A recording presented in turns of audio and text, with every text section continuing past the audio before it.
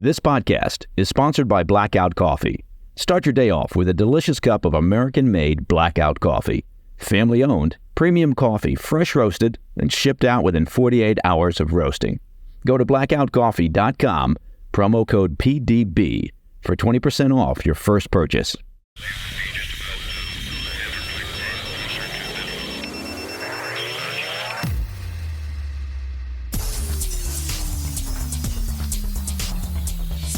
It's Wednesday, January 17th. Welcome to the PDB Afternoon Bulletin. I'm Mike Baker, your eyes and ears on the world stage. Let's get briefed.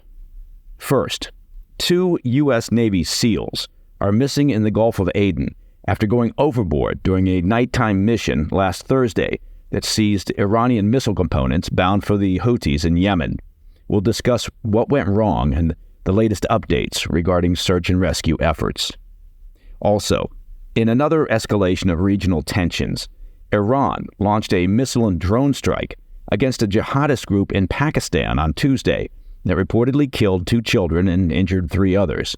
At this point, you have to ask, are there any countries that haven't been hit by the missile-happy Iranian regime and its proxies? But first, our afternoon spotlight.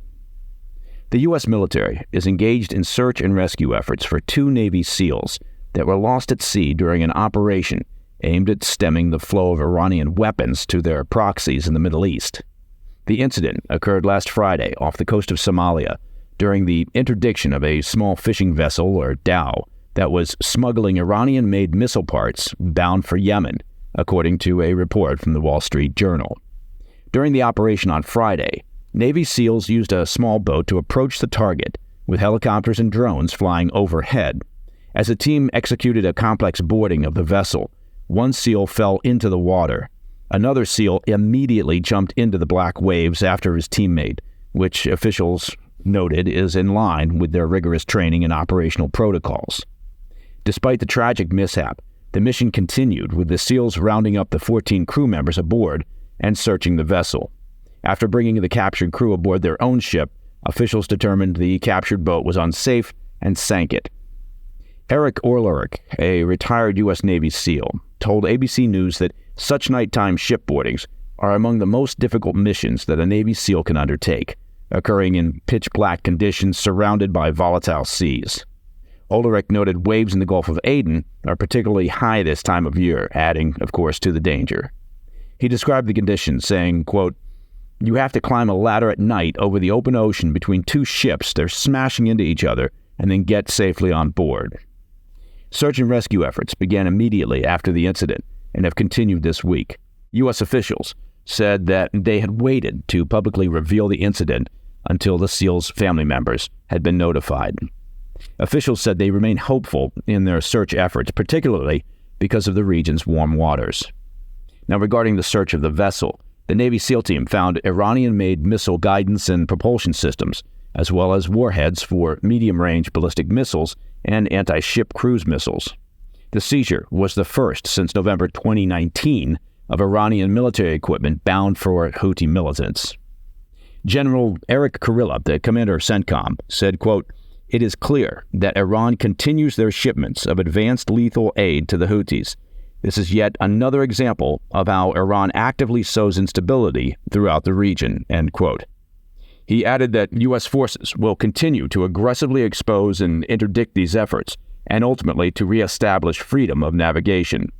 As we've been extensively covering on the PDB, Iranian-backed Houthi militants in Yemen continue to wreak havoc in the Red Sea, targeting shipping vessels and Western naval forces in the crucial international shipping channel.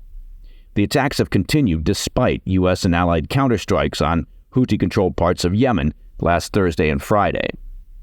Now, it's worth mentioning that the White House has just now changed its position on the Houthis, deciding this week that the group is a terrorist organization after all. President Trump had listed the Houthis as terrorists during his administration, but President Biden made the decision upon occupying the White House that the Houthis were not a terrorist group, so his administration delisted them. After all, one man's terrorist group is another man's misunderstood militant organization that just didn't get enough hugs when they were younger. Well, now the Houthis are back on the terrorist list, although the Biden administration used a lesser or more milder version of the original designation, essentially choosing not to hit the Houthis with the full force of available listing options.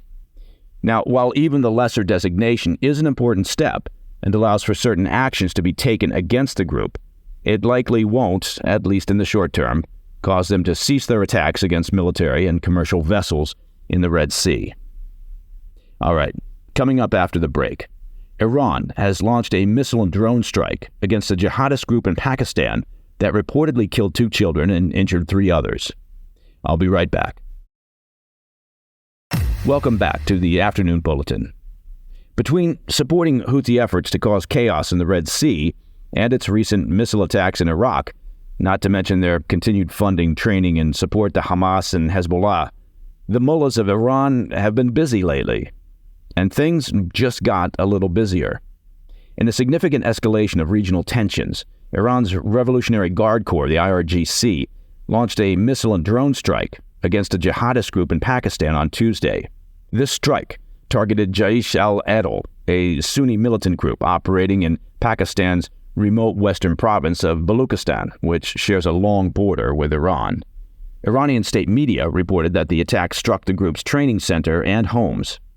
Now, if you'll remember, we discussed this group, Jaish al-Adl, earlier this month on the PDB in the wake of the deadly bombing attack in southeastern Iran during a memorial for IRGC Commander Qasem Soleimani. As we noted at the time, the group is based in Iran's easternmost province of Sistan-Baluchistan and has been responsible for more than a half-dozen deadly attacks inside of Iran, including an assault on a police station in Sistan-Baluchistan just last month that killed at least 11 Iranian security personnel. The group's objective is to separate the predominantly Sunni eastern province from the rest of Shiite-dominated Iran. Tehran has accused Pakistan of providing safe haven to the group, a claim that Islamabad has consistently denied. Following the attacks, Iran's defense minister issued a stark warning, vowing to use Iran's missile capabilities against enemies whenever necessary without setting any limits. In response to the strike, Islamabad condemned Iran's actions, which reportedly resulted in the deaths of 2 children and injured 3 others. Pakistan's Ministry of Foreign Affairs released a statement on Tuesday emphasizing that this violation of Pakistan's sovereignty is, quote, completely unacceptable and can have serious consequences. As we've been reporting here on the PDB, Iran's recent military actions obviously aren't limited to Pakistan. The nation has also conducted operations in Iraq and Syria. Following the attack on Soleimani's memorial procession, for which the Islamic State claimed responsibility, Iran struck targets in Syria's Idlib province, where ISIS has a strong presence. Notably, there has been no public objection from the Syrian government, which is a close ally of Iran. And that, my friends, is the PDB Afternoon Bulletin for Wednesday, 17 January. If you have any questions or comments, please reach out to me at pdb@thefirsttv.com. I'm Mike Baker, and I'll be back tomorrow. Until then, stay informed, stay safe, stay cool.